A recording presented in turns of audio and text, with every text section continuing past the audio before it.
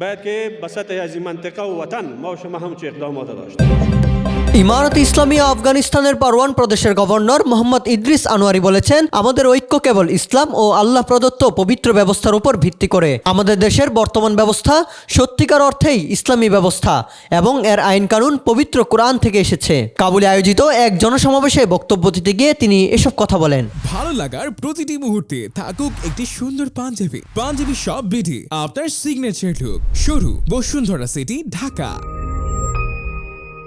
অনুষ্ঠানে আরো বক্তব্য রাখেন কাবুলের গভর্নর আমিনুল্লাহ উবাইদ, স্বরাষ্ট্র মন্ত্রণালয়ের নীতি ও কৌশল বিষয়ক উপমন্ত্রী আব্দুল হক মাকতুম। কাবুলের গভর্নর আমিনুল্লাহ উবাইদ জোর দিয়ে বলেন, ইমারতে ইসলামিয়ার কর্মকর্তাদের মধ্যে কোনো অভ্যন্তরীণ বিরোধ নেই। তিনি বলেন, ইমারতে ইসলামিয়ার আমিরের নেতৃত্বে সকল মন্ত্রী, গভর্নর, জেলা প্রধান ও দপ্তর প্রধান দায়িত্ব পালন করছেন। কিছু দুর্নীতিগ্রস্ত ও কুউদ্দেশ্যপূর্ণ মহল ইসলামী ব্যবস্থার বিরুদ্ধে মিথ্যা প্রচার চালাচ্ছে। তিনি জনগণকে সতর্ক করেন এবং এ ধরনের গুজবে কখনো বিশ্বাস না করার আহ্বান জানান।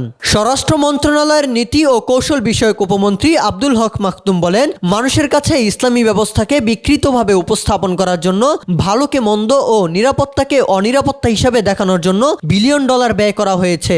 স্বরাষ্ট্র মন্ত্রণালয়ের আরও একজন উপমন্ত্রী বলেন, গত 2 দশক ধরে পশ্চিমা দেশগুলো আফগানিস্তানে জাতিগত ও সাম্প্রদায়িক বিভাজন সৃষ্টি করেছে এবং এখনও ইমারত ইসলামিয়ার বিরুদ্ধে প্রচারণা চালাতে মিলিয়ন ডলার খরচ করছে।